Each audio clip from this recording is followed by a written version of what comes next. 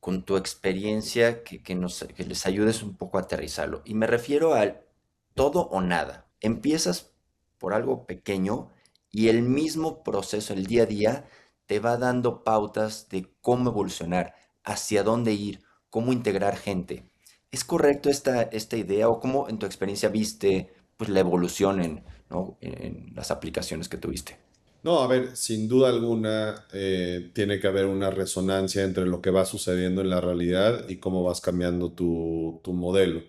Eh, Justo lo decía hace rato, la implementación de una tecnología no hay una dicotomía entre adopto o no adopto, sino, como decimos, o en algunos proyectos o para algunas... a ver, perdón, y...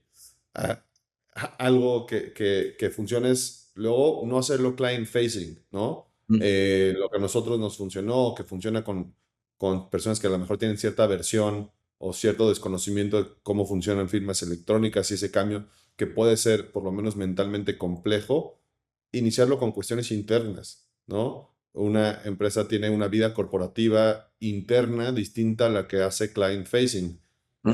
Su secretaría corporativa, sus documentos internos, sus aprobaciones internas, ¿no? Desde solicitud de vacaciones, qué sé yo, Claro, documentos que claro. se firman N mil documentos al día en una empresa, esos empezarlos a roll out en firma electrónica para que haya pues más seguridad y para que haya más confianza del lado del operador jurídico, para que diga, ya entiendo cómo funciona, ya sé cuáles son las fricciones, ya sé cuáles son los mecanismos, ya sé que luego la gente no tiene en la mano su fiel o su clave, y entonces Mm. entiendo que hay que a lo mejor concientizar con ese tipo de cosas eh, para tener la confianza para salir a venderlo afuera, ¿no? Y venderlo con tus stakeholders externos, que son los clientes. Entonces, es esa evolución, ¿no? De tomar confianza. De acuerdo.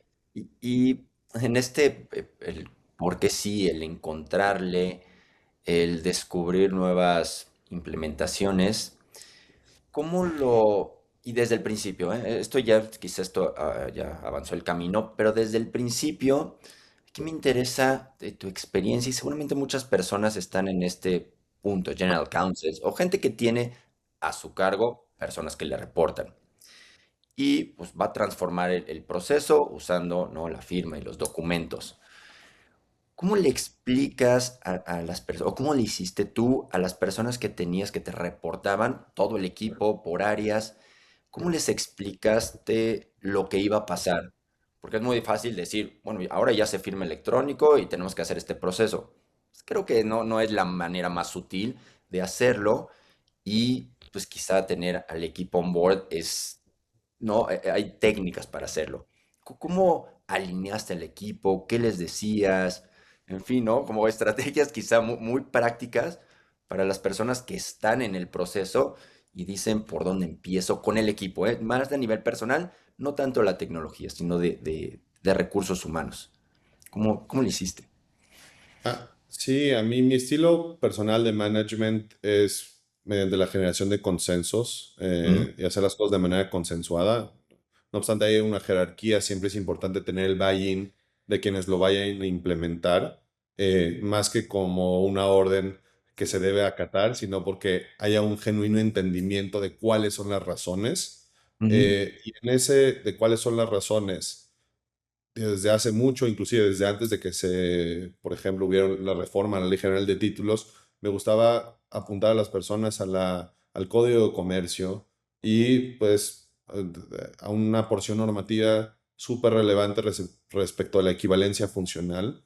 Y lo que intentaba yo incitar a las abogadas y a los abogados del equipo es que entiendan qué significa la equivalencia funcional como concepto y lo absorban y lo integren en su operación en el día a día. Yo soy mucho de ejemplos y de analogías tontas y siempre les digo que si no incorporamos de manera correcta la equivalencia funcional a nuestra práctica jurídica, nos enfrentamos a sinsentidos como que la firma tiene que ser con la tecnología de la tinta azul y no puede ser válida si es con la tecnología de la tinta negra. Mm. Entonces, o los llevo siempre al primer momento que alguien recibió un estado de cuenta vía fax, ¿no? Y si eso tuvo que haber implicado un cambio normativo. Entonces, para mí es una cuestión de arriba para abajo, las escaleras se limpian de arriba para abajo y empezar con un fundamento fuerte, teórico, de qué es la equivalencia funcional y su rango constitucional y legal, con los abogados para que se conviertan como yo en advocates de digitalizar procesos, es lo que más me funciona. Si empiezas por la firma electrónica, estás empezando al revés. Más bien empecemos en que el derecho debe ser agnóstico a la tecnología que utiliza mientras se logra expresar el consentimiento, mientras se logra tener un acuerdo, que pues es un contrato, ¿no? Un acuerdo entre dos personas o más. De acuerdo. Y aquí la otra cara de la moneda. Vamos, ya lo explicaste a tu gente. Tu gente lo replicó internamente hacia la organización. Ahora hay que explicarlo o hay que voltearse con pues, el más importante, que es tu cliente. Y decirle, ¿sabe qué? Ahora nuestros procesos han cambiado. Algunos les van a encantar, ya lo han hecho en otros lugares. Otros, sabemos, son no renuentes a la tecnología, esta curva de aprendizaje.